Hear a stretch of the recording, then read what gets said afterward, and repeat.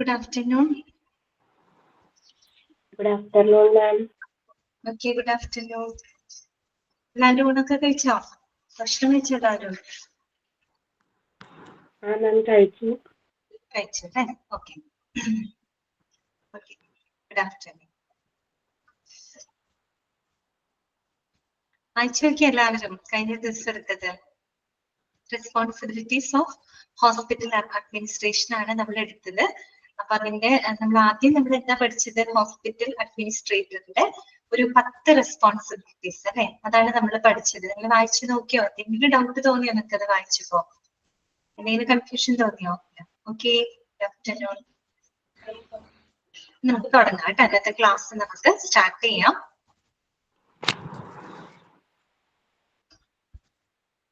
ചാപ്റ്ററിന്റെ നമ്പറൊക്കെ ഒന്ന് നോട്ട് ചെയ്ത് വെക്കാം കേട്ടോ. പലപ്പോഴും ക്ലാസ്സിന്റെ ഇടയിലായിരിക്കും ചാപ്റ്ററിന്റെ പേര് നമ്പറൊക്കെ കൺഫ്യൂഷൻ വരാറ്.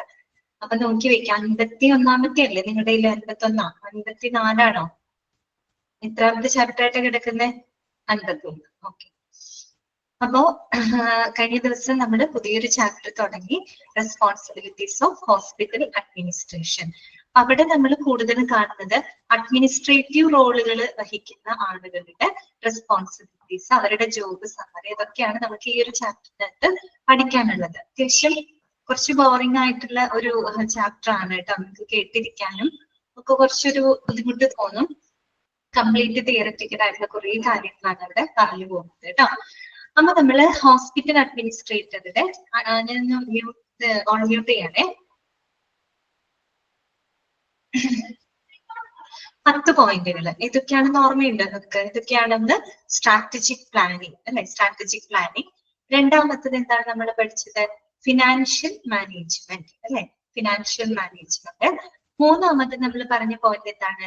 പോളിസി ഡെവലപ്മെന്റ് ആൻഡ് ഇംപ്ലിമെന്റേഷൻ അല്ലെ, പോളിസി ഡെവലപ്മെന്റ് ആൻഡ് ഇംപ്ലിമെന്റേഷൻ.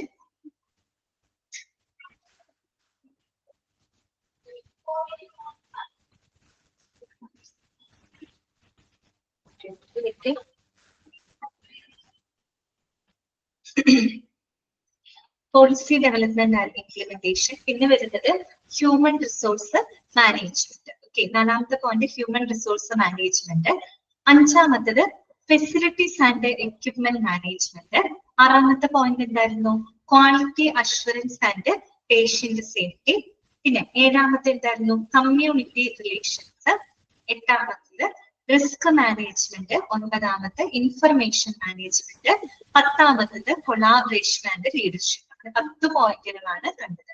നിങ്ങളോട് ചോദിക്കാം, താഴെ തന്നിരിക്കുന്നവയില് ഒരു ഹോസ്പിറ്റൽ അഡ്മിനിസ്ട്രേറ്ററുടെ റെസ്പോൺസിബിലിറ്റിയിൽ പെടുന്നത് ഏതാണ് എന്ന് വേണമെങ്കിൽ ചോദിക്കാം നിങ്ങളോട്. ഓക്കെ, അപ്പൊ ഈ ഓരോ പോയിന്റുകളും നിങ്ങൾ കൃത്യമായിട്ട് മനസ്സിലാക്കി ഹെഡിങ്ങുകളൊക്കെ പ്രത്യേകം നോട്ട് ചെയ്ത് തന്നെ പഠിക്കാം.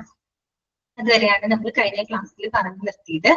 ഇനി നമുക്കിനി പഠിക്കാനുള്ളത് responsibilities of out patient secretary. ഇനി വേറൊരു അഡ്മിനിസ്ട്രേറ്റീവ് റോൾ ചെയ്യുന്ന വേറൊരു പ്രൊഫഷണൽ ആണ് ഔട്ട് പേഷ്യന്റ് സെക്രട്ടറി എന്ന് പറയുന്നത്.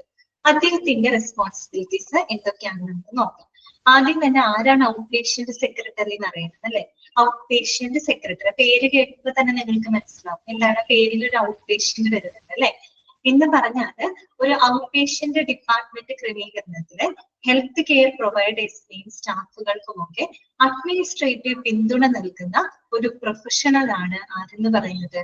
Out patient secretary. ക്ലിയർ ആയോ? Okay, good afternoon. Out patient secretary എന്ന് പറയുമ്പോൾ ഒരു ഔട്ട് പേഷ്യന്റ് ഡിപ്പാർട്ട്മെന്റ് പോലുള്ള ക്രമീകരണത്തില് ഹെൽത്ത് കെയർ പ്രൊവൈഡേഴ്സിനെയും അവിടുത്തെ സ്റ്റാഫുകൾക്കും ഒക്കെ അഡ്മിനിസ്ട്രേറ്റീവ് പിന്തുണ കൊടുക്കുന്ന ഒരു പ്രൊഫഷണൽ തന്നെയാണ് ആര്? Out patient secretary. ഓക്കെ, അപ്പൊ എന്താന്ന് നമുക്ക് നോക്കാം. The job description of an outpatient secretary in a hospital normally comprises a variety of administrative and clerical duties related to the operation of the outpatient department. അതൊന്ന് mark ചെയ്തതാട്ടോ. അതൊന്നൊന്നിനെ bracket ചെയ്തിട്ടാണെങ്കിൽ underline ചെയ്തെന്ന് വെക്കാം കേട്ടോ. Out patient secretary ആരാണെന്നാണ് അവിടെ പറയുന്നത്. എന്താണ്? Out patient ഡിപ്പാർട്ട്മെന്റുമായിട്ട് ബന്ധപ്പെട്ട എന്താ പറയുക പ്രവർത്തനങ്ങളിലെ വിവിധ അഡ്മിനിസ്ട്രേറ്റീവ് ക്ലറിക്കൽ ചുമതലകളൊക്കെ നിർവഹിക്കുന്ന അല്ലെങ്കിൽ അത്തരം ചുമതലകൾ നിർവഹിക്കാനായിട്ട് ഉത്തരവാദിത്തമുള്ള ആ ഒരു എന്താ പറയാ പ്രൊഫഷണലിനെയാണ് നമ്മൾ ഔട്ട് പേഷ്യന്റ് സെക്രട്ടറി എന്ന് ഉദ്ദേശിക്കുന്നത്. ഇവിടെ വായിക്കാം. The job description of an outpatient secretary in a hospital normally comprises എന്താണ് അതിന് ചെയ്യുന്നത്? Variety of administrative and clerical duties related to the operation of outpatient department. കേട്ടോ, ഔട്ട്പേഷ്യന്റ് ഡിപ്പാർട്ട്മെന്റുമായിട്ട് ബന്ധപ്പെട്ട അഡ്മിനിസ്ട്രേറ്റീവ് ക്ലറിക്കൽ ഡ്യൂട്ടികളൊക്കെ നിർവഹിക്കുന്ന ഒരു പ്രൊഫഷണൽ ആണ് ഔട്ട് പേഷ്യന്റ് സെക്രട്ടറി എന്ന് പറയുന്നത്. Some of the key responsibilities an outpatient secretary in a hospital may comprise of. ഇനി നമുക്ക് പഠിക്കാനുള്ളത് അദ്ദേഹത്തിന്റെ റെസ്പോൺസിബിലിറ്റി ആണ്. അപ്പൊ ഞങ്ങളുടെ മാറിപ്പോകരുത് കേട്ടോ. നമ്മൾ ആദ്യം പഠിച്ചത് ഹോസ്പിറ്റൽ അഡ്മിനിസ്ട്രേറ്ററുടെ റെസ്പോൺസിബിലിറ്റി ആണ്. ഇനി നമ്മൾ പഠിക്കാൻ പോകുന്നത് ഔട്ട് പേഷ്യന്റ് സെക്രട്ടറിയുടെ റെസ്പോൺസിബിലിറ്റി ആണ്. എന്തൊക്കെയാണ്? നമുക്കൊരു 7 പോയിന്റുകളാണ് അവിടെ പഠിക്കാനായിട്ടുള്ളത്. ഒന്നാമത്തെ പോയിന്റ് ഇതാണ്, ഷെഡ്യൂളിംഗ് അപ്പോയിന്റ്മെന്റ്.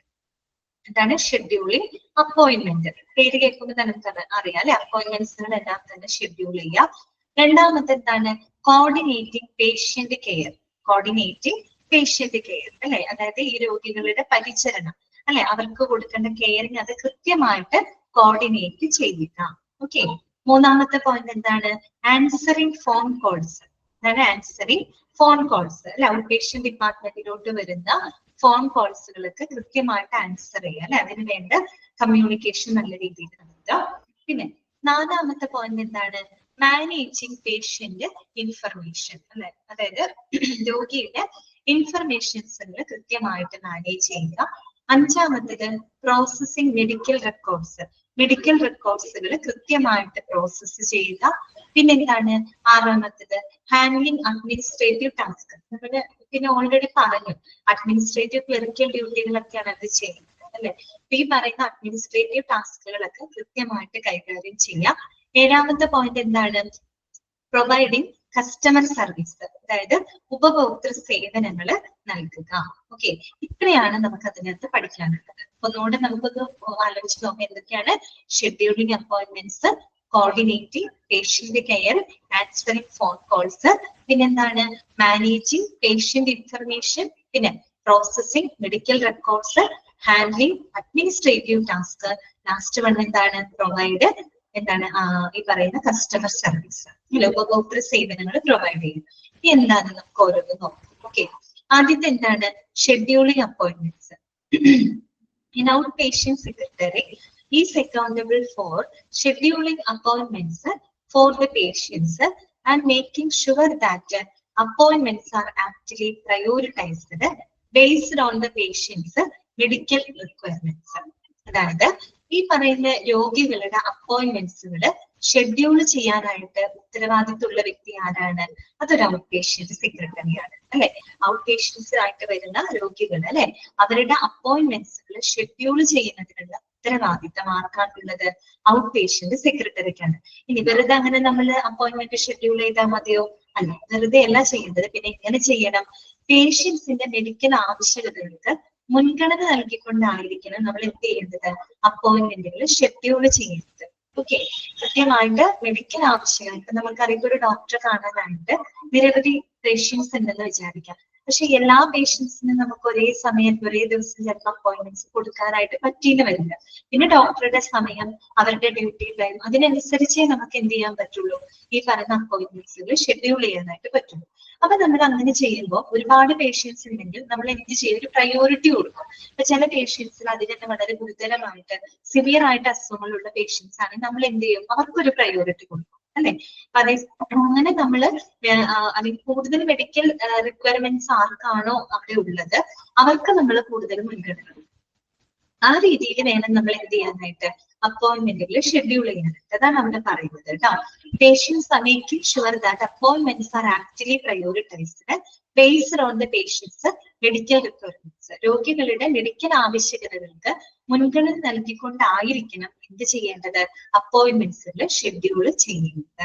ക്ലിയർ ആണല്ലോ? അപ്പൊ അത്രയേ ഉള്ളൂ അതിനകത്ത് പറയുന്നത് കേട്ടോ. ഒന്നാമത്തെ പോയിന്റ് ആണ് ഷെഡ്യൂളിംഗ് അപ്പോയിന്റ്മെന്റ്. സെക്കൻഡ് പോയിന്റ് ഇതാണ്, കോർഡിനേറ്റിംഗ് പേഷ്യന്റ് കെയർ. ഇതാണ് അവിടെ പറയുന്നത്. Out patient secretary works keenly with other hospital staff to coordinate patient care. അതായത് ഒരു രോഗിക്ക് ഏറ്റവും നല്ലൊരു പേഷ്യന്റ് അല്ലെങ്കിൽ ഒരു പറയുന്ന ആരോഗ്യ പരിപാലനം അല്ലെ പരിചരണം നൽകുന്നതിന് വേണ്ടിയിട്ട് മറ്റുള്ള ഹോസ്പിറ്റൽ സ്റ്റാഫുകളുമായിട്ട് എന്ത് ചെയ്യുക, കോർഡിനേറ്റ് ചെയ്ത് വളരെ ശ്രദ്ധയോടുകൂടി പ്രവർത്തിക്കുക എന്നുള്ളതും ഔട്ട് പേഷ്യന്റ് സെക്രട്ടറിയുടെ റെസ്പോൺസിബിലിറ്റിയാണ് അല്ലെ. പേഷ്യന്റിന് എന്ത് കൊടുക്കണം, ഏറ്റവും ക്വാളിറ്റി ഉള്ള വളരെ നല്ലൊരു പേഷ്യന്റ് കെയർ അവർക്ക് പ്രൊവൈഡ് ചെയ്യണം അല്ലെ. അതിനു വേണ്ടിയിട്ട് നമ്മൾ മറ്റു പല ഹോസ്പിറ്റൽ സ്റ്റാഫുകളുമായിട്ടും എന്ത് ചെയ്ത് പ്രവർത്തിക്കേണ്ടി വരും, കോർഡിനേറ്റ് ചെയ്ത് വളരെ ശ്രദ്ധയോടുകൂടി അവരായിട്ട് സഹകരിച്ച് പ്രവർത്തിക്കേണ്ടതായിട്ട് വരും. അങ്ങനെ പ്രവർത്തിക്കാൻ റെസ്പോൺസിബിൾ ആയിട്ടുള്ള ഒരു വ്യക്തിയാണ് ഔട്ട് പേഷ്യന്റ് സെക്രട്ടറി എന്ന് പറയുന്നത്. ഓക്കെ, എന്തൊക്കെയാണ് അതിനകത്ത് വരുന്നത്? പേഷ്യന്റ് കെയർ എന്ന് നമ്മൾ പറഞ്ഞു. എന്തൊക്കെ പേഷ്യന്റ് കെയറുകളാണ്? Which includes arranging for diagnostic test and procedures, രോഗനിർണയ പരിശോധനകളും അതുപോലെ തന്നെ മറ്റു പ്രൊസീജിയറുകൾക്കായിട്ടുള്ള ക്രമീകരണങ്ങൾ ചെയ്തു കൊടുക്കുക. അതുപോലെ ഗെറ്റിംഗ് മെഡിക്കൽ റെക്കോർഡ്സ് അല്ലെ, അവരുടെ മെഡിക്കൽ റെക്കോർഡ്സുകൾ ലഭ്യമാക്കുക. പിന്നെ എന്താണ്? And ensuring that patients receive apt follow up care. രോഗികൾക്ക് തുടർ ചികിത്സകൾ ഫോളോ അപ്പ് കെയറും ഫോളോ അപ്പിന് വേണ്ടി വരും. ഇപ്പൊ ചിലപ്പോൾ രോഗി ട്രീറ്റ്മെന്റ് ഒക്കെ കഴിഞ്ഞിട്ട് ആശുപത്രി വിട്ടുപോയിട്ട് പിന്നീട് അവർക്ക് ചിലപ്പോൾ ഒരു ഫോളോ അപ്പ് കെയർ കൊടുക്കേണ്ടതായിട്ട് വരും, അല്ലെങ്കിൽ ഫോളോ അപ്പിന് വേണ്ടിയിട്ട് അവർ വരേണ്ടതായിട്ട് വരും. അപ്പൊ തീർച്ചയായിട്ടും അങ്ങനെയുള്ള പേഷ്യൻസിന് ഒരു തുടർ പരിചരണം ലഭിക്കുന്നുണ്ടോ എന്ന് ഉറപ്പുവരുത്തുന്ന അത്തരം പേഷ്യന്റ് കെയറുകൾ നൽകുന്നതിന് വേണ്ടിയിട്ട് മറ്റുള്ള ഹോസ്പിറ്റൽ സ്റ്റാഫുകളുമായിട്ട് കോർഡിനേറ്റ് ചെയ്ത് വളരെ ശ്രദ്ധയോടുകൂടി പ്രവർത്തിക്കുക എന്നുള്ളത് ഔട്ട് പേഷ്യന്റ് സെക്രട്ടറിയുടെ റെസ്പോൺസിബിലിറ്റിയാണ്. ഓക്കെ, ഇപ്പൊ രണ്ടാമത്തെ പോയിന്റ് ക്ലിയർ ആയെന്ന് വിചാരിക്കും കേട്ടോ. കോർഡിനേറ്റിംഗ് പേഷ്യന്റ് കെയർ ക്ലിയർ ആണല്ലോ. മൂന്നാമത്തത് ആൻസറിങ് ഫോൺ കോൾസ്. ഫോൺ കോളുകൾ ആൻസർ ചെയ്യുക. എന്താണ്? Out patient secretary is accountable for answering phone calls and directing patients to the concerned department or staff member. ഇനി ഔട്ട് പേഷ്യന്റ് സെക്രട്ടറിക്ക് ഈ പറയുന്ന ഡിപ്പാർട്ട്മെന്റിലോട്ട് വരുന്ന ഫോൺ കോൾസുകൾ കൃത്യമായിട്ട് ആൻസർ ചെയ്യുക അല്ലെ. ഇപ്പൊ എന്തെങ്കിലും അന്വേഷണങ്ങൾക്കൊക്കെ ആയിട്ട് എന്തെങ്കിലും ഇൻഫർമേഷൻ അറിയുന്നതിന് വേണ്ടിയിട്ടൊക്കെ ആളുകളെ വിളിച്ചു ചോദിക്കുന്ന സമയത്ത് അവരായിട്ട് നല്ല രീതിയിൽ കമ്മ്യൂണിക്കേറ്റ് ചെയ്ത് ഫോൺ കോൾസ് ഒക്കെ ആൻസർ ചെയ്യുക. അത് മാത്രമല്ല വരുന്ന പേഷ്യൻസിനെ ബന്ധപ്പെട്ട ഡിപ്പാർട്ട്മെന്റ് ആയിട്ട് അല്ലെങ്കിൽ ഈ പറയുന്ന സ്റ്റാഫ് മെമ്പേഴ്സ് ആയിട്ട് അവരിലേക്ക് അവരെ ഡയറക്റ്റ് ചെയ്ത് വിടുക അല്ലെ. ഈ പറയുന്ന പേഷ്യൻസ് വരുന്നപ്പോൾ അവർക്ക് ഏത് ഡിപ്പാർട്ട്മെന്റിലോട്ടാണ് അവർക്ക് പോകേണ്ടത്, ഏത് ഡോക്ടറെയാണ് അവർക്ക് കാണേണ്ടത്, അപ്പൊ ആ ഒരു ഡിപ്പാർട്ട്മെന്റിലോട്ട് അല്ലെങ്കിൽ അവർ കാണാൻ ഉദ്ദേശിക്കുന്ന ആ സ്റ്റാഫിന്റെ അടുത്തേക്ക് അവരെ ഡയറക്റ്റ് ചെയ്ത് വിടേണ്ടതും ഔട്ട് പേഷ്യന്റ് സെക്രട്ടറിയുടെ റെസ്പോൺസിബിലിറ്റിയാണ്. മനസ്സിലായല്ലോ? Answering phone calls. ഏതെങ്കിലും പോയിന്റുകൾ മനസ്സിലാവാത്തത് ഉണ്ടെങ്കിൽ നിങ്ങൾക്ക് ചോദിക്കാം കേട്ടോ. അപ്പൊ തന്നെ ചോദിച്ച് മനസ്സിലാക്കിക്കോളും. അടുത്തതാണ് മാനേജിങ് പേഷ്യന്റ് ഇൻഫർമേഷൻ. അതായത് രോഗിയുടെ വിവരങ്ങൾ കൃത്യമായിട്ട് മാനേജ് ചെയ്യും. ഇതാണ് ഇവിടെ പറയുന്നത്. Out patient secretary maintains exact and up to date patient information in the hospital's electronic medical record system. അതായത് നമ്മുടെ ആശുപത്രിയുടെ മെഡിക്കൽ റെക്കോർഡ് സിസ്റ്റത്തിനകത്തേക്ക് അല്ലെ. മെഡിക്കൽ റെക്കോർഡ് സിസ്റ്റം നമുക്കറിയാം ഹോസ്പിറ്റലിൽ എന്തുണ്ട്? ഹെൽത്ത് ഇൻഫർമേഷൻ സിസ്റ്റം നമ്മൾ പഠിച്ചിട്ടുണ്ട്. HIS എന്ന് പറഞ്ഞ് പഠിച്ചിട്ടുണ്ട് അല്ലെ. ഹെൽത്ത് ഇൻഫർമേഷൻ സിസ്റ്റം അഥവാ ഹോസ്പിറ്റൽ ഇൻഫർമേഷൻ സിസ്റ്റം നമ്മൾ പറഞ്ഞിട്ടുണ്ട്. അതൊക്കെ ഒരു ഇലക്ട്രോണിക് റെക്കോർഡ് സിസ്റ്റം ആണ് അല്ലെ. ഇലക്ട്രോണിക് മെഡിക്കൽ റെക്കോർഡ് സിസ്റ്റം ആണ്, ഒരു ഡിജിറ്റൽ പ്ലാറ്റ്ഫോം ആണ് അല്ലെ. അവിടെ പേഷ്യന്റിന്റെ എല്ലാ വിവരങ്ങളും, അവർക്ക് കൊടുക്കുന്ന ട്രീറ്റ്മെന്റ് പ്ലാൻ ആയിക്കോട്ടെ, അവർ കഴിക്കുന്ന മരുന്നുകളായിക്കോട്ടെ, അവരുടെ മെഡിക്കൽ റെക്കോർഡ്സ് ഉൾപ്പെടെയുള്ള എല്ലാ വിവരങ്ങളും കൃത്യമായിട്ട് സ്റ്റോർ ചെയ്യുകയും മാനേജ് ചെയ്യുകയും ചെയ്ത ഒരു ഡിജിറ്റൽ പ്ലാറ്റ്ഫോം ആണ് ഈ പറയുന്ന HIS, അതുപോലെ ഇലക്ട്രോണിക് മെഡിക്കൽ റെക്കോർഡ് സിസ്റ്റം. ഈ മെഡിക്കൽ റെക്കോർഡ് സിസ്റ്റത്തിനകത്തേക്ക് രോഗിയുടെ കൃത്യവും അപ് ടു ഡേറ്റ് ആയിട്ടുള്ള വിവരങ്ങൾ മെയിൻറ്റെയിൻ ചെയ്യുക എന്നുള്ളതും ഔട്ട് പേഷ്യന്റ് സെക്രട്ടറിയുടെ റെസ്പോൺസിബിലിറ്റിയാണ്. ഓക്കെ, അതാണ് മാനേജിങ് പേഷ്യന്റ് ഇൻഫർമേഷൻ. എങ്ങനെ, എന്തൊക്കെ വിവരങ്ങളാണ് അവർ ഉദ്ദേശിക്കുന്നത്? Which includes demographic information, medical history and insurance information. അപ്പൊ രോഗിയുടെ വിവരങ്ങൾ എന്ന് പറയും. എന്തൊക്കെയാണ് രോഗിയുടെ വിവരങ്ങൾ? ഒന്ന് ഇൻക്ലൂഡ്സ് ഡെമോഗ്രഫിക് ഇൻഫർമേഷൻ. ഡെമോഗ്രഫി എന്ന് പറഞ്ഞാൽ എന്താ ഉദ്ദേശിക്കുന്നത്? ജനസംഖ്യാപരമായിട്ടുള്ള അർത്ഥം. ഇവിടെ അങ്ങനെയല്ല ഉദ്ദേശിക്കുന്നത്. നമ്മളൊരു രോഗിയുടെ ഐഡന്റിറ്റി, ഓക്കെ, അവരുടെ ഐഡന്റിറ്റി അല്ലെങ്കിൽ അവരുടെ ഒരു ബാക്ക്ഗ്രൗണ്ട്, പശ്ചാത്തലം, അതുമായിട്ട് ബന്ധപ്പെട്ട ചില വിവരങ്ങളാണ്. ഓക്കെ, അതൊക്കെ നമ്മളെല്ലാവരും കൊടുക്കുന്ന വിവരങ്ങളാണ്. സാധാരണ രജിസ്ട്രേഷൻ പ്രോസസ് ഒക്കെ സമയത്താണ് ഇത്തരത്തിലുള്ള ഡെമോഗ്രഫിക് ഇൻഫർമേഷൻസ് നമ്മളിൽ നിന്ന് കളക്ട് ചെയ്യുന്നത്. നമ്മളൊക്കെ ഏതെങ്കിലും ഒരു ഹോസ്പിറ്റലിൽ കാണാൻ പോകുമ്പോൾ ആദ്യം തന്നെ എന്ത് ചെയ്യും? രജിസ്റ്റർ ചെയ്യും അല്ലെ. ഒരു രജിസ്ട്രേഷൻ ഫോം നമുക്ക് തരും അല്ലെ, ഫില്ല് ചെയ്യാനായിട്ട്. അത് തന്നെയാണ് ഡെമോഗ്രഫിക് ഇൻഫർമേഷൻ. അതിനകത്ത് പേര് ചോദിക്കും, നമ്മുടെ ഏജ് ചോദിക്കും, നമ്മുടെ ജെൻഡർ ഐഡന്റിറ്റി ചോദിക്കും, അല്ലെ, മെയിൽ ആണോ ഫീമെയിൽ ആണോ, ചിലതില് കമ്മ്യൂണിറ്റി, മറ്റു ചിലതിൽ ചിലപ്പോൾ റിലീജിയൻ ഒക്കെ എടുത്ത് ചോദിക്കാറുണ്ട്. കണ്ടിട്ടില്ലേ നിങ്ങൾ രജിസ്ട്രേഷൻ ഫോമിനകത്ത് റിലീജിയൻ ചോദിക്കാം, ചിലപ്പോൾ കമ്മ്യൂണിറ്റി ചോദിക്കാം, അല്ലെങ്കിൽ എന്തെങ്കിലും എന്താ പറയാ ഇൻഷുറൻസ് ഇൻഫർമേഷൻസ് എന്തെങ്കിലും ഒക്കെ ഉണ്ടെങ്കിൽ അതിനെ പറ്റിയിട്ട് ചോദിക്കും. ഇതൊക്കെയാണ് നമ്മൾ അതിന് അഡ്രസ് ഉണ്ടായിരിക്കും, അഡ്രസ്സ് ചോദിക്കും, അല്ലെ, പ്രധാനമായിട്ടും അതൊക്കെയാണ് കോമൺ ആയിട്ട് നമ്മൾ, അതൊക്കെ ഡെമോഗ്രഫിക് ഇൻഫർമേഷൻ ആണ് കേട്ടോ. ഡെമോഗ്രഫിക് ഇൻഫർമേഷൻ ആണ് കളക്ട് ചെയ്യുന്നത്, പേര്, അഡ്രസ്, വയസ്സ്, സെക്സ്, അതുപോലെ തന്നെ അവരുടെ ആ ഒരു റിലീജിയൻ, കമ്മ്യൂണിറ്റി, ഇതൊക്കെ എന്താണ് ഡെമോഗ്രഫിക് ഇൻഫർമേഷൻ ആണ്. അത്തരത്തിൽ സാധാരണ നമ്മൾ രജിസ്ട്രേഷൻ പ്രോസസ് സമയത്താണ് നമ്മൾ വാങ്ങുന്നത് അത്തരം ഇൻഫർമേഷൻസ്. പിന്നെ മെഡിക്കൽ ഹിസ്റ്ററി, അല്ലെ, ആ ഒരു റെക്കോർഡിൽ കൃത്യമായിട്ട് അവരുടെ മെഡിക്കൽ ഹിസ്റ്ററി, അവർക്ക് എന്തെങ്കിലും തരത്തിലുള്ള അസുഖങ്ങൾ ഉണ്ടായിട്ടുണ്ടോ, അല്ലെങ്കിൽ കുഴപ്പമൊന്നും ഉണ്ടായിരുന്നില്ല എന്നുള്ള കാര്യങ്ങളൊക്കെ മെഡിക്കൽ റെക്കോർഡ്സ് ഹിസ്റ്ററിക്കകത്ത് ഉണ്ടായിരിക്കും. അതുപോലെ ഇൻഷുറൻസ് ഇൻഫർമേഷൻ, അവരെന്തെങ്കിലും ഇപ്പോ ഹെൽത്ത് കെയർ പ്ലാൻ കൊടുത്തിട്ടുണ്ടെങ്കിൽ അതിന് ഇൻഷുറൻസ് ഇൻഫർമേഷൻസും അതിനകത്ത് രേഖപ്പെടുത്തിയിട്ടുണ്ടായിരിക്കും. അത്തരത്തിലുള്ള വിവരങ്ങൾ അത് വളരെ കൃത്യമായിട്ടുള്ളതും അപ് ടു ഡേറ്റ് ആയിട്ടുള്ള വിവരങ്ങൾ ആശുപത്രിയുടെ ഇലക്ട്രോണിക് മെഡിക്കൽ റെക്കോർഡ് സിസ്റ്റത്തിൽ മെയിൻറ്റെയിൻ ചെയ്യണം. അതാണ് നമ്മൾ ഉദ്ദേശിക്കുന്നത് മാനേജിങ് പേഷ്യന്റ് ഇൻഫർമേഷൻ. ക്ലിയർ ആയല്ലോ? അഞ്ചാമത്തെ പോയിന്റ് ഇതാണ്, പ്രോസസിങ് മെഡിക്കൽ റെക്കോർഡ്സ്. മെഡിക്കൽ റെക്കോർഡ്സുകൾ പ്രോസസ് ചെയ്യുക. Out patient secretary processes request for the medical records, make sure that the patient confidentiality is kept, and releases medical records to authorized individuals. അപ്പൊ medical റെക്കോർഡ്സുമായിട്ട് ബന്ധപ്പെട്ട എല്ലാ കാര്യങ്ങളും അതിനകത്ത് വരുന്നുണ്ട്. അതായത് ഒരു രോഗിയുടെ മെഡിക്കൽ റെക്കോർഡ്സുകളൊക്കെ ആയിട്ടുള്ള ആ റിക്വസ്റ്റുകൾ പ്രോസസ് ചെയ്യുന്നത്, അഭ്യർത്ഥനകൾ പ്രോസസ് ചെയ്യുന്നത് ആരാണ്? അതൊരു ഔട്ട് പേഷ്യന്റ് സെക്രട്ടറിയാണ്. ഇനി നമ്മൾ ഇങ്ങനെ മെഡിക്കൽ റെക്കോർഡ്സുകൾ പ്രോസസ് ചെയ്യുന്ന സമയത്ത് എന്ത് നമ്മൾ ഗ്യാരണ്ടി ചെയ്തിരിക്കണം? രോഗിയുടെ കോൺഫിഡൻഷ്യാലിറ്റി, ആ ഒരു രോഗിയുടെ സ്വകാര്യത എപ്പോഴും നമ്മൾ നിലനിർത്തിക്കൊണ്ടായിരിക്കണം, അതിനെ മാനിച്ചുകൊണ്ടായിരിക്കണം നമ്മൾ എന്ത് ചെയ്യേണ്ടത്? ഇത്തരം മെഡിക്കൽ റെക്കോർഡ്സുകൾ പ്രോസസ് ചെയ്യേണ്ടത്. അതെന്ന് പറഞ്ഞ പേഷ്യന്റിന്റെ റൈറ്റ് ആണ്. നമ്മൾ പേഷ്യന്റ് ബിൽ ഓഫ് റൈറ്റ്സ് ഒക്കെ പഠിച്ചിട്ടുണ്ട്. അപ്പൊ അവരുടെ സ്വകാര്യതയ്ക്കുള്ളൊരു അവകാശം അവർക്കുണ്ട്, അല്ലെ? അവർക്ക് മാത്രമല്ല ഏതൊരു വ്യക്തിക്കുണ്ട്. അപ്പൊ നമ്മൾ ഇത്തരം മെഡിക്കൽ റെക്കോർഡ്സ് പ്രോസസ് ചെയ്യുന്ന സമയത്ത് ആ ഒരു രോഗിയുടെ കോൺഫിഡൻഷ്യാലിറ്റി എപ്പോഴും അവർ എന്ത് ചെയ്തിരിക്കണം? കീപ്പ് ചെയ്തിരിക്കണം. അത് മാത്രമല്ല, and releases the medical records to authorised individuals. Authorised ആയിട്ടുള്ള അധികാരപ്പെട്ട ആളുകളിലേക്ക് മെഡിക്കൽ റെക്കോർഡ്സുകൾ റിലീസ് ചെയ്യേണ്ടതും ആരുടെ ഉത്തരവാദിത്തം തന്നെയാണ്? ഔട്ട് പേഷ്യന്റ് സെക്രട്ടറിയുടെ റെസ്പോൺസിബിലിറ്റിയാണ്. എന്താണ് അവിടെ ഉദ്ദേശിക്കുന്നത്? Authorised individuals. ഇപ്പം ഒരാളുടെ മെഡിക്കൽ റെക്കോർഡ്സ്, ഒരു രോഗി, ഒരു പേഷ്യന്റ് ആണെങ്കിൽ ആ ഒരു പേഷ്യന്റിന് അയാളുടെ മെഡിക്കൽ റെക്കോർഡ് കാണാനുള്ള അവകാശം അയാൾക്കുണ്ട്. ഓക്കെ, ആ ഒരു വ്യക്തിക്ക് അയാളുടെ മെഡിക്കൽ റെക്കോർഡ്സ് കാണാം, അല്ലെങ്കിൽ ആ വ്യക്തിയുടെ കുടുംബാംഗങ്ങൾക്ക്, അവരുടെ ഫാമിലി മെമ്പേഴ്സിന് അയാളുടെ മെഡിക്കൽ റെക്കോർഡ്സ് കാണാനുള്ള അവകാശമുണ്ട്. അതുപോലെ തന്നെ ഇപ്പൊ ഒന്ന് ആലോചിച്ച് നോക്കി, ഇൻഷുറൻസ് എടുത്തിട്ടുള്ള ഒരു വ്യക്തിയാണെന്ന് വിചാരിക്കാം. അപ്പൊ ഇൻഷുറൻസ് ക്ലെയിം ചെയ്യണമെങ്കിൽ എന്ത് ചെയ്യേണ്ടി വരും? സ്വാഭാവികമായിട്ട് ആ പേഷ്യന്റിന്റെ മെഡിക്കൽ റെക്കോർഡ്സ് നമുക്ക് ഇൻഷുറൻസ് കമ്പനിയിലേക്ക് ചിലപ്പോൾ ഫോർവേഡ് ചെയ്യേണ്ടി വരും, അല്ലെങ്കിൽ അവർക്ക് റിലീസ് ചെയ്യേണ്ടി വരും. കാര്യം ക്ലെയിമും കാര്യങ്ങളൊക്കെ കിട്ടണമെങ്കിൽ കൃത്യമായിട്ടുള്ള എവിഡൻസും കാര്യങ്ങളൊക്കെ വേണം. അപ്പൊ ചിലപ്പോൾ പേഷ്യന്റിന്റെ മെഡിക്കൽ റെക്കോർഡ്സ് നമുക്ക് ചിലപ്പോൾ ഇൻഷുറൻസ് കമ്പനിയിലോട്ട് റിലീസ് ചെയ്യേണ്ടതായിട്ട് വരും. അതുപോലെ ഈ മെഡിക്കോ ലീഗൽ കേസ് ആണെന്ന് വിചാരിക്കാം. മെഡിക്കോ ലീഗൽ കേസ് എംഎൽസി നമ്മൾ പഠിച്ചിട്ടുണ്ട്. ചില നിയമപരമായിട്ടുള്ള അന്വേഷണങ്ങൾ, പോലീസ് കേസ് അല്ലെങ്കിൽ പോലീസ് കോടതി അന്വേഷണങ്ങൾക്ക് ആവശ്യമുള്ള ചില മെഡിക്കൽ കേസുകളൊക്കെ വരാറുണ്ട്. അങ്ങനെയുള്ള സംഭവങ്ങളില് ഈ പറയുന്ന പോലീസിന്റെ അടുത്ത് അല്ലെങ്കിൽ എൻഫോഴ്സിംഗ് ഏജൻസിന്റെ അടുത്തേക്ക് നമുക്ക് ചിലപ്പോൾ പേഷ്യന്റിന്റെ മെഡിക്കൽ റെക്കോർഡ്സ് പാസ് ചെയ്യേണ്ടതായിട്ട് വരും. അതാണ് അവിടെ ഓതറൈസ്ഡ് ഇൻഡിവിജ്വൽസ് എന്ന് ഉദ്ദേശിക്കുന്നത്.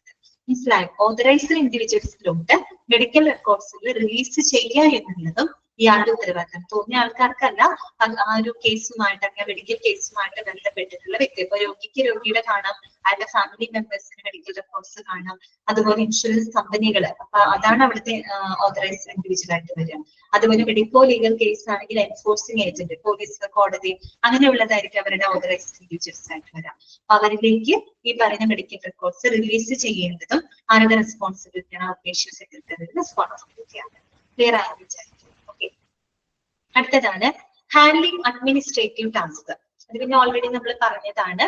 അതായത് അഡ്മിനിസ്ട്രേറ്റീവ് പ്രവർത്തനങ്ങൾ കൃത്യമായിട്ട് കൈകാര്യം ചെയ്യുക. എന്താണ്? Out patient secretary is accountable for handling A variety of administrative task. അല്ലെ, വിവിധ തരത്തിലുള്ള അഡ്മിനിസ്ട്രേറ്റീവ് പ്രവർത്തനങ്ങളൊക്കെ ചെയ്യുന്നതിൽ കൈകാര്യം ചെയ്യുന്നതിൽ ഉത്തരവാദിയായിട്ടുള്ള ഒരു വ്യക്തിയാണ്. എന്തൊക്കെ അഡ്മിനിസ്ട്രേറ്റീവ് ടാസ്കുകളാണ് അവരിവിടെ പറയുന്നത്? ലൈക്ക് ഓർഡറിങ് ഓഫീസ് സപ്ലൈസ്, അല്ലെ, ഓഫീസ് സപ്ലൈസുകൾ ഓർഡർ ചെയ്യാം. എന്താണ് ഓഫീസ് സപ്ലൈസ്? നമുക്ക് അറിയുന്ന ഒരു അഡ്മിനിസ്ട്രേറ്റീവ് ഓഫീസാണ്. ഒരു ഓഫീസിൽ എന്തൊക്കെ സപ്ലൈസ് നമുക്ക് ആവശ്യമായിട്ട് വരും? ചിലപ്പോ ഇപ്പോഴത്തെ കാലഘട്ടത്തിലാണെങ്കിൽ കമ്പ്യൂട്ടർ, അല്ലെ, ഈ പറയുന്ന സിസ്റ്റംസ് ആവശ്യം വരും. ചിലപ്പോ പ്രിന്ററുകൾ ആവശ്യമായിട്ട് വരും, അല്ലേ, ഫോട്ടോസ്റ്റാറ്റ് മെഷീൻസ് ചിലപ്പോൾ ആവശ്യമായിട്ട് വരും. പിന്നെ പേന, പേപ്പർ, ടേബിള്, ചെയർ, അല്ലെ, ഇങ്ങനെ എന്ന് വേണ്ട ഫയലുകള്, ഇങ്ങനെയുള്ള ഇതൊക്കെ എന്താണ് ഓഫീസ് സപ്ലൈസ് ആണ്. ഇത്തരത്തിലുള്ള ഓഫീസ് സപ്ലൈസിൽ കൃത്യമായിട്ട് ഓർഡർ ചെയ്യുക. പിന്നെ എന്താണ് ഫയലിംഗ് പേപ്പർ വർക്ക്, കൃത്യമായിട്ട് പേപ്പർ വർക്കുകളൊക്കെ ഫയൽ ചെയ്യുക. പിന്നെന്താണ് ആൻഡ് മാനേജിങ് കറസ്പോണ്ടൻസ്. എന്താണ് നമ്മുടെ കറസ്പോണ്ടൻസ് എന്നതുകൊണ്ട് ഉദ്ദേശിക്കുന്നത്? കമ്മ്യൂണിക്കേഷൻ ആണ് കേട്ടോ. It is the record of communication. Correspondence എന്ന് പറഞ്ഞാൽ ഇവിടെ ഉദ്ദേശിക്കുന്നത് കമ്മ്യൂണിക്കേഷൻ മെത്തേഡുകളാണ് കേട്ടോ. എന്ന് പറഞ്ഞാൽ നമുക്ക് ലെറ്റേഴ്സ് വഴി കമ്മ്യൂണിക്കേറ്റ് ചെയ്യാം, ഇപ്പോഴാണെങ്കിൽ ഇമെയിൽ വഴി കമ്മ്യൂണിക്കേറ്റ് ചെയ്യാം, ഫാക്സസ് യൂസ് ചെയ്യാം, അല്ലെ, അതുപോലെ തന്നെ മെമ്മോറാൻഡംസ് വഴിയായിട്ട്, അതുപോലെ പേഷ്യന്റിന്റെ ഫീഡ്ബാക്സും ഒക്കെ ആ രീതിയിൽ ഇടപാടുകളാണ്. പല രീതിയിൽ നമുക്ക് ഇടപാടുകൾ നടത്താം. കത്തുകളിലൂടെ കമ്മ്യൂണിക്കേറ്റ് ചെയ്യാം, ഇമെയിൽസ്, ഫാക്സസ്, ഇതിലൂടെയൊക്കെ നമുക്ക് കമ്മ്യൂണിക്കേറ്റ് ചെയ്യാം. അപ്പൊ അതിനാണ് ഇവിടെ കറസ്പോണ്ടൻസ് എന്ന് പറയുന്നത് കേട്ടോ. ഈ കറസ്പോണ്ടൻസ്, ഇത്തരം കാര്യങ്ങളൊക്കെ കമ്മ്യൂണിക്കേഷനൊക്കെ കൃത്യമായിട്ട് മാനേജ് ചെയ്യുക. ഇതൊക്കെ ആരുടെ ഉത്തരവാദിത്തമാണ്? ഈ പറയുന്ന ഔട്ട് പേഷ്യന്റ് സെക്രട്ടറിയുടെ റെസ്പോൺസിബിലിറ്റിയാണ്. ഇപ്പം ഒരു കത്തുകളിലൂടെ ഇമെയിൽ വഴിയായിട്ട്, ഫാക്സ് വഴിയായിട്ടൊക്കെ ആയിട്ട് ഇങ്ങനെ പറയുന്ന വിവരങ്ങൾ വരികയാണ്, ഇപ്പൊ രോഗിയുടെ വിവരങ്ങളൊക്കെ വരികയാണെങ്കിൽ കൃത്യമായിട്ട് നമ്മളത് സോർട്ട് ചെയ്ത് അതിനെ റെസ്പോണ്ട് ചെയ്യുക, അവരായിട്ട് നല്ല രീതിയിൽ കമ്മ്യൂണിക്കേറ്റ് ചെയ്യുക. ആ രീതിയിലുള്ള മാനേജ്മെന്റ് കാര്യങ്ങളൊക്കെ ചെയ്യാം. അപ്പൊ അതാണ് ഹാൻഡ്ലിംഗ് അഡ്മിനിസ്ട്രേറ്റീവ് ടാസ്ക് എന്നതുകൊണ്ട് ഉദ്ദേശിക്കുന്നത്. ക്ലിയർ ആയല്ലോ? എന്നിട്ട് വായിക്കാം. Out patient secretary is accountable for handling a variety of administrative tasks within them.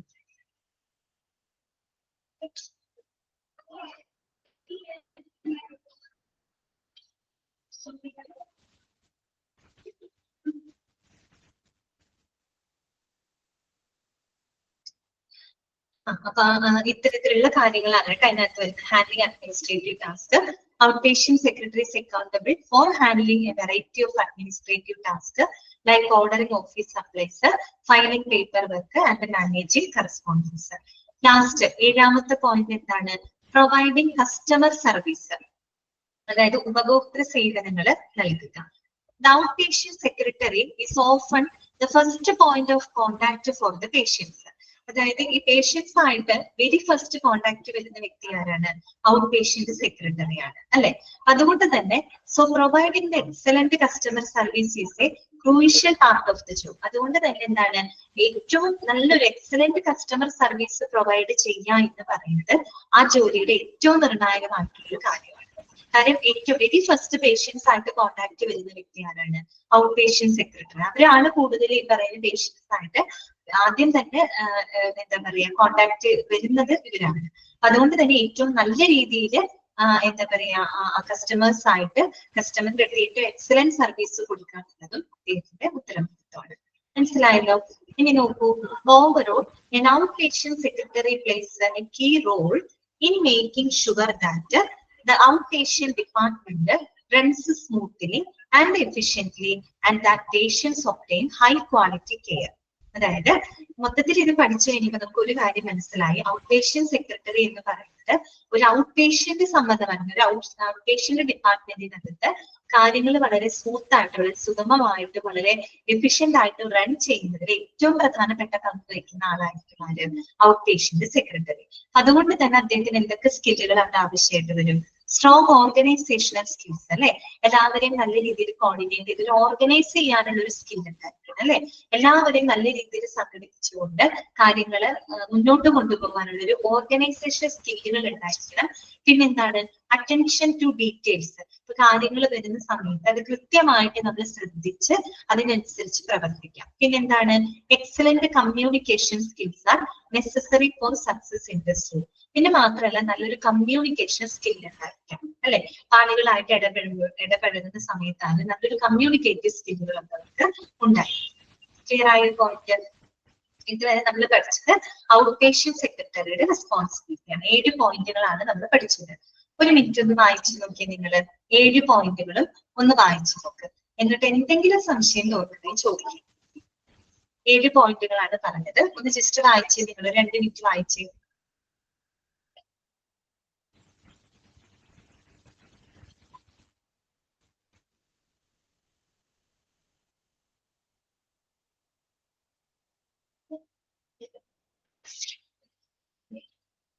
എല്ലാവരും വായിക്കുക കേട്ടോ, ഓരോ പോയിന്റുകൾ വായിക്കുക. അതിന്റെ എക്സ്പ്ലനേഷൻ ഒന്ന് ജസ്റ്റ് വായിച്ച് മനസ്സിലാവുന്നുണ്ടോ എന്ന് നോക്കുക.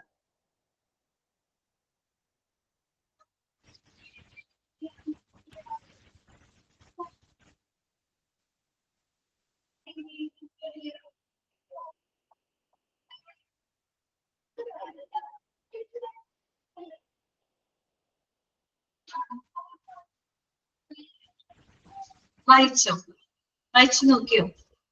7 പോയിന്റുകളും ക്ലിയർ ആയോ? ക്ലിയർ ആയില്ലേ? 7 പോയിന്റുകളും ഓക്കെ അല്ലേ?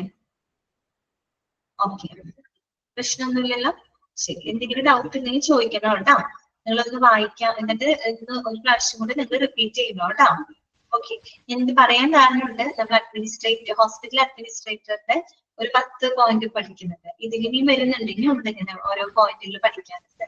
അങ്ങോട്ടും ഇങ്ങോട്ടൊന്നും മാറിപ്പോകരുത് കേട്ടോ. അങ്ങോട്ടും ഇങ്ങോട്ടും മാറിപ്പോകരുത്. ഇപ്പൊ താഴെ തന്നിരിക്കുന്നവരിൽ പിന്നെ ആളുടെ റെസ്പോൺസിബിലിറ്റി ഏതാണെന്ന് നോക്കിയാൽ നമുക്ക് എല്ലാം വായിക്കുമ്പോൾ ഏകദേശം ഒരുപോലെ ഫീൽ ചെയ്യും. അതുകൊണ്ടാണ് കേട്ടോ പ്രത്യേകമായിട്ട് തന്നെ പഠിച്ചു വെക്കാം, മനസ്സിലാക്കി വെക്കാം. ക്ലിയർ ആയി? അങ്ങനെയാണെങ്കിൽ നമുക്ക് അടുത്ത ആളുടെ നോക്കാം. നെക്സ്റ്റ് ആളുടെ നമുക്ക് നോക്കാം. അപ്പൊ നമ്മൾ ഹോസ്പിറ്റൽ അഡ്മിനിസ്ട്രേറ്ററുടെ റോള് നമ്മൾ കണ്ടു, അദ്ദേഹത്തിന്റെ റെസ്പോൺസിബിലിറ്റി നമ്മൾ മനസ്സിലാക്കി. ഇനി നമ്മൾ പഠിച്ചത് മെഡിക്കൽ സെക്രട്ടറിയാണ്. മെഡിക്കൽ സെക്രട്ടറി അല്ലാത്ത ഔട്ട് പേഷ്യന്റ് സെക്രട്ടറിയാണ്. അദ്ദേഹത്തിന്റെ റെസ്പോൺസിബിലിറ്റീസ് നമ്മൾ കണ്ടുകഴിഞ്ഞു. ഇനി നമുക്ക് പഠിക്കാനുള്ളത് job summary of medical secretary. അതാണ് job summary of medical secretary. ആദ്യമേ തന്നെ ഞാൻ പറയാണ്, നമ്മൾ തൊട്ട് മുൻപ് പഠിച്ചത് ഔട്ട് പേഷ്യന്റ് സെക്രട്ടറിയാണ്. പിന്നെ നമ്മൾ പഠിക്കുന്നത് മെഡിക്കൽ സെക്രട്ടറിയാണ്. ഇത് രണ്ടും സെയിം ആണോ?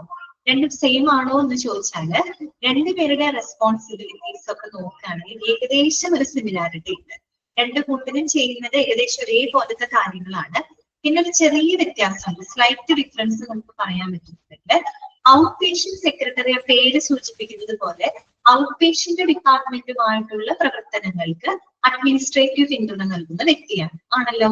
മെഡിക്കൽ സെക്രട്ടറി എന്ന് പറയുമ്പോൾ അവിടെ ഔട്ട് പേഷ്യന്റ് അല്ല കൂടുതൽ ഫോക്കസ് ചെയ്യുന്നത്. പിന്നെ എന്താണ് ഈ പറയുന്ന ഫിസിഷ്യൻസിന്റെ റൂമില്, അതായത് ഫിസിഷ്യൻസിന്റെ അടുത്ത് അവർക്ക് ഒരു സപ്പോർട്ട് കൊടുക്കുന്നത്, അവർക്കൊരു പിന്തുണ കൊടുക്കുന്ന, ഇതുപോലെ തന്നെ ഒരു അഡ്മിനിസ്ട്രേറ്റീവ് പിന്തുണ കൊടുക്കുന്ന ഒരു പ്രൊഫഷണൽ തന്നെയാണ് ആര്? മെഡിക്കൽ സെക്രട്ടറി എന്ന് പറയുന്നത്. രണ്ടും കേൾക്കുമ്പോൾ ഏകദേശം ഒരുപോലെ ഫീൽ ചെയ്യുന്നുണ്ട്. ഔട്ട് പേഷ്യന്റ് സെക്രട്ടറി എന്ന് പറയുമ്പോൾ ഔട്ട് പേഷ്യന്റ് ഡിപ്പാർട്ട്മെന്റുമായിട്ട് ബന്ധപ്പെട്ട കാര്യങ്ങൾക്ക് അഡ്മിനിസ്ട്രേറ്റീവ് പിന്തുണ നൽകുമ്പോൾ മെഡിക്കൽ സെക്രട്ടറി എന്ന് പറയുമ്പോൾ മെഡിക്കൽ ആണ് അല്ലെ, കൂടുതലും ഈ പറയുന്ന ഫിസിഷ്യൻസ്, ഒരു ഫിസിഷ്യൻസിനെ അസിസ്റ്റ് ചെയ്യുന്നുണ്ടെങ്കിൽ അവർക്കൊരു അഡ്മിനിസ്ട്രേറ്റീവ് പിന്തുണ കൊടുക്കുന്ന ഒരു എന്താ പറയാ അത്തരത്തിലുള്ളൊരു റോളാണ് ആർക്ക് വരുന്നത്?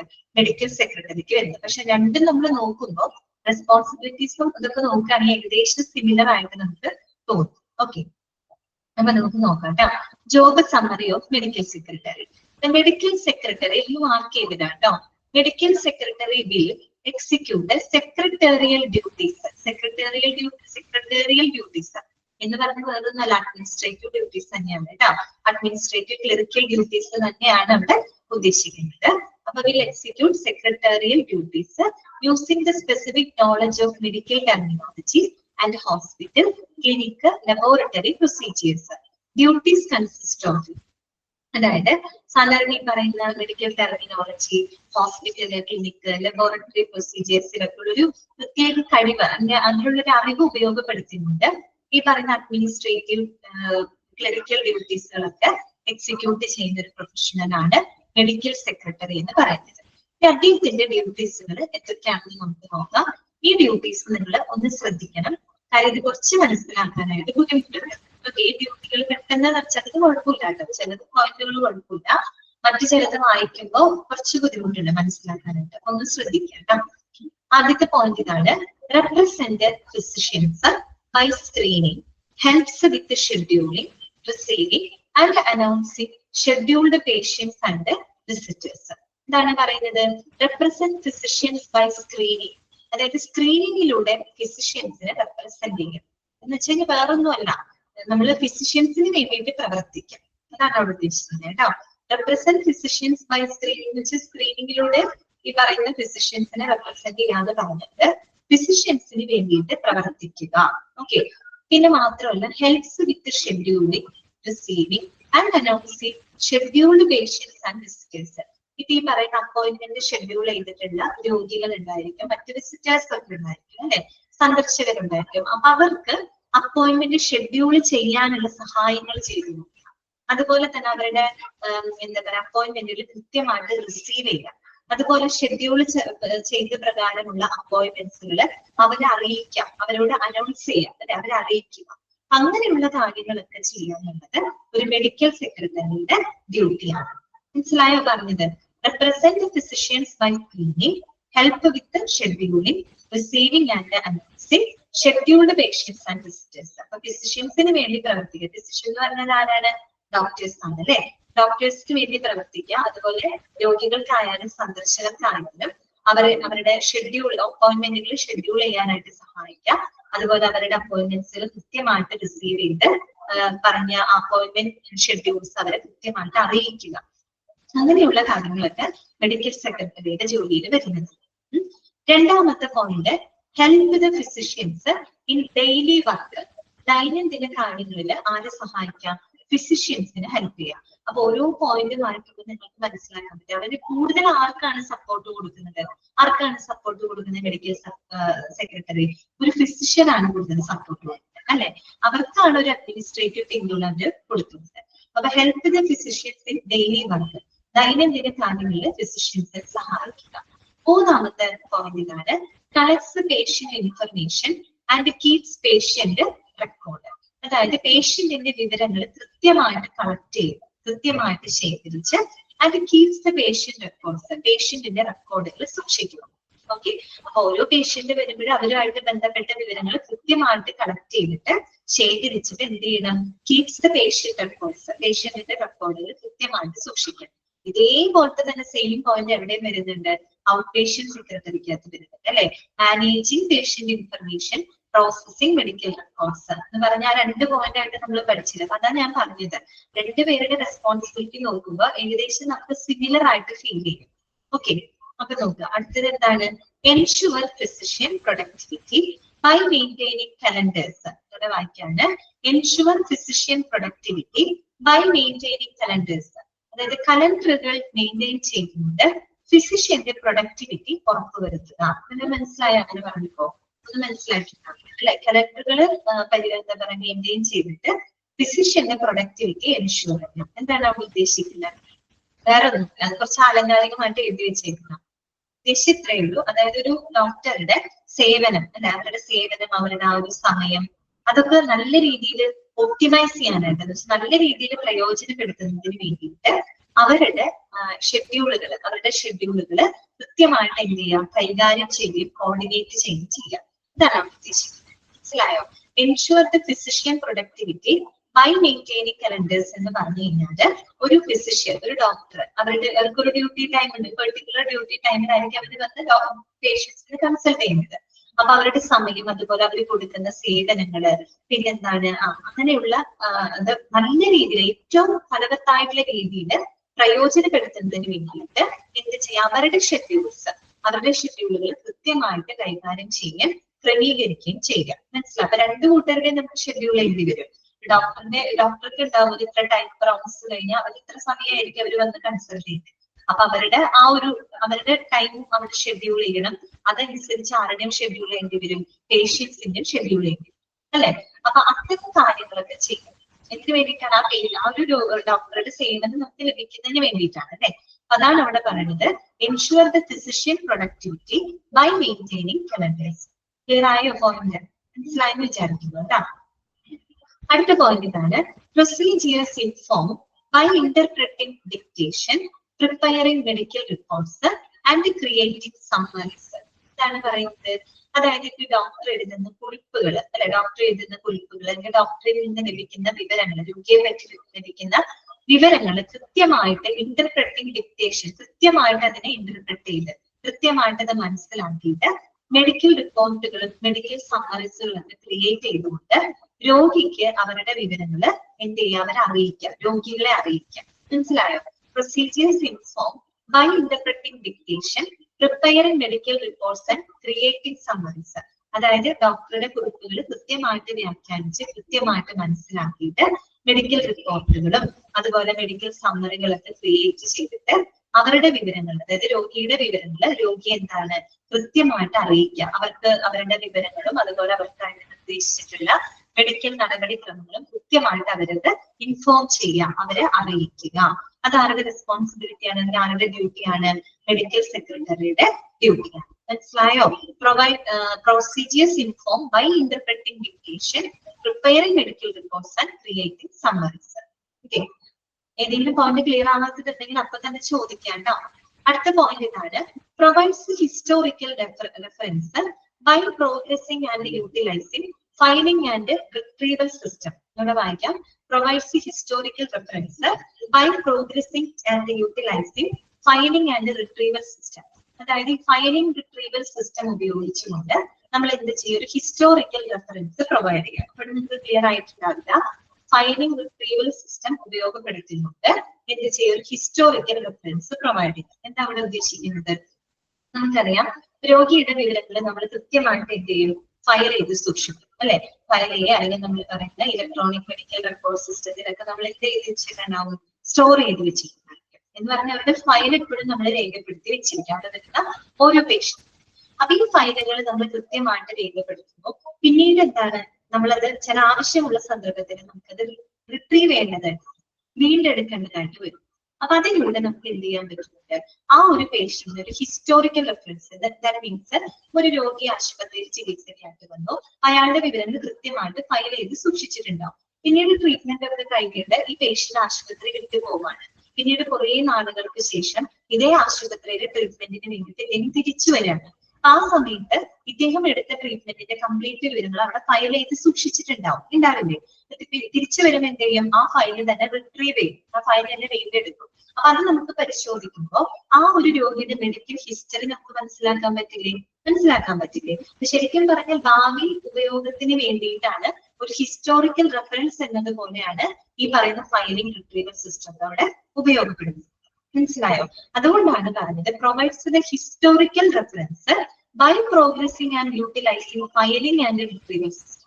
അതായത് ഈ ഫയലുകൾ വിവരങ്ങൾ രോഗിയുടെ വിവരങ്ങൾ കൃത്യമായിട്ട് ഫയൽ ചെയ്തും അത് ആവശ്യമുള്ള സമയത്ത് റിട്രീവ് ചെയ്തും ഭാവിയിലെ ഉപയോഗത്തിന് വേണ്ടിയിട്ട് ഒരു ഹിസ്റ്റോറിക്കൽ റെഫറൻസ് ആയിട്ട് പ്രൊവൈഡ് ചെയ്യുന്നതും ഇദ്ദേഹത്തിന്റെ ഡ്യൂട്ടിയാണ്.